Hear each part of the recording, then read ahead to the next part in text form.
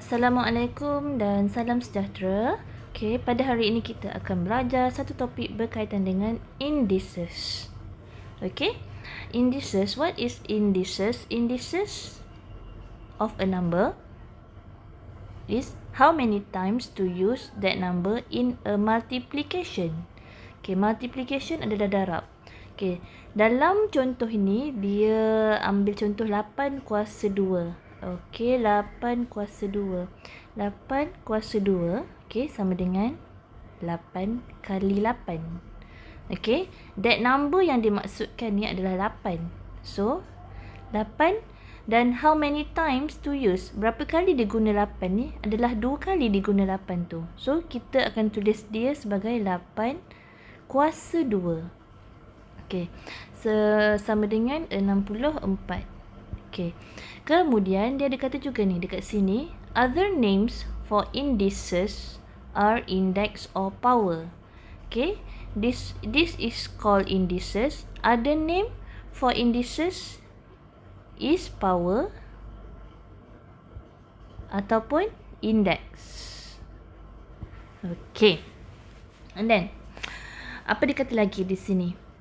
Kalaulah diberi 4 kuasa 3, 4 to the third power, dia panggil 4 to the third power, ataupun 4 to the power 3, 4 to the power 3, ataupun simply 4 cube, 4 cube.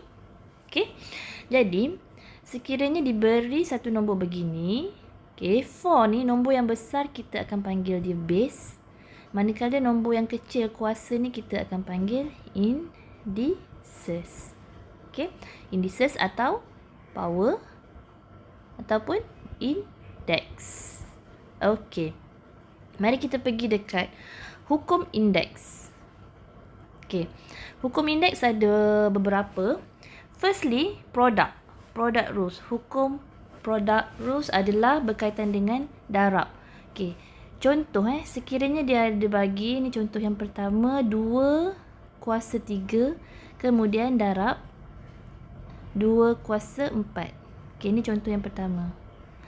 Okay, dia bagi 2 kuasa 3 darab 2 kuasa 4. Titik ni darab. So, apabila base dia, seperti saya bagi tahu tadi, yang besar ni base. Okay, apabila base dia sama, kita boleh buat base dia sama. And then, apabila hubungan di antara 2 ni, 2 kuasa 3 dengan 2 kuasa 4 ni, hubungannya darab. So, dia punya indeks yang dekat atas ni, ataupun power dia tu, kita boleh tambahkan. 3 tambah 4. Sama dengan 2 kuasa 7. So, sama dengan cari kalkulator, dapatlah 2 kuasa 128. Okey. Kemudian, contoh yang kedua, sekiranya base dia pula tak sama. Okey, base dia tak sama, 2 kuasa 3. Darab dengan 3 kuasa 3. Okey, base dia tak sama, tapi power dia pula yang sama. So, what we should do is, okay, hubungan ni darab kan. So, kita darabkan 2 darab 3. And then, dia berkongsi powernya yang sama. Buat kurungan yang besar dan kita kuasakan dia dengan kuasa 3. So, akan jadi 2 kali 3, 6. 6 kuasa 8. And then, cari kalkulator, cari dia punya nilai dia. Okay. So, itu adalah untuk product rules. Okay, bagaimana pula quotient rules? Okay, what is quotient? Quotient means bahagi. Okay, untuk contoh quotient rules ada beberapa contoh Sama juga kalaulah dia punya 2 kuasa 5 bahagi, quotient bahagi kan, 2 kuasa 3. Okay, now look at this. The base is the same, right? So, mari kita buat 2. Kita tulislah base dia yang sama ni. Tetapi, power dia ni yang berbeza. Okay, apabila power dia berbeza dan hubungan di antara kedua nombor ni adalah bahagi, jadi power dia tu kena tolak. Okay, 5 tolak 3. Sama dengan 2 kuasa 2. Sama dengan 4. Okay. Contoh yang kedua. Apa akan jadi sekiranya base dia tu pula tak sama? Contoh 2 kuasa 6. Okay. Bahagi dengan 3 kuasa 6. Okay, nampak tak di sini? Di sini base dia tak sama, tapi kuasa dia sama. Okay, jadi apa yang kita perlu buat adalah, okay, kita boleh tukar macam ni. 2 kuasa 6, okay, bahagi 3 kuasa 6. Okay, and then 2/3. Okay, base ni kita bahagikan 2 bahagi dengan 3. Kemudian kita buat kurungan besar dan kita buat kuasa 6. Kerana dia punya kuasa ni sama. Ni kuasa 6, yang bawah pun kuasa 6. Jadinya, okay, jawapan dia macam ni lah. 2 kuasa 6, 2/3 kuasa 6. So, cari dekat kalkulator, tekan ada dapat berapa. Okay. Kemudian, power rules. Okay, power rules adalah yang melibatkan power lah, kuasa. Okay, contoh dia Contoh power rules adalah sekiranya kamu jumpa 2 kuasa 3.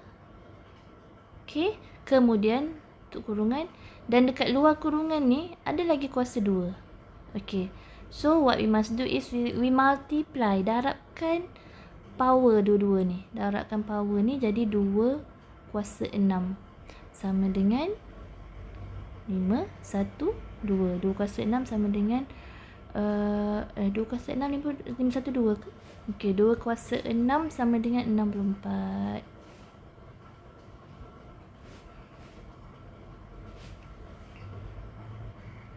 Okay, so apa akan terjadi sekiranya kamu berjumpa soalan macam ni pula untuk power rules? Okay, contoh 2 kuasa 3 tetapi punca kuasa 4. So, kamu akan tukarkan dia dalam bentuk macam ni. 2 kuasa 3 ni memang kuasa 3.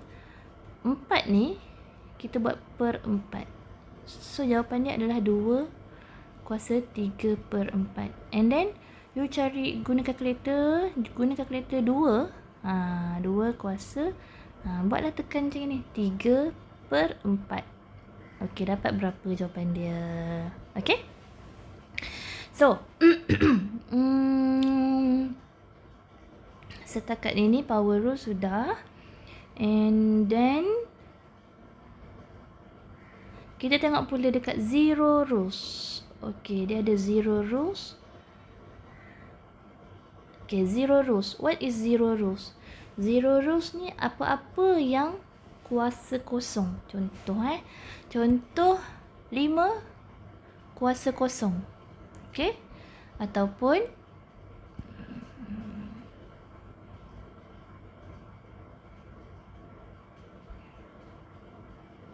6 kuasa kosong. Ni sama dengan 1. Ataupun B kuasa kosong sama dengan 1. Z kuasa kosong sama dengan 1.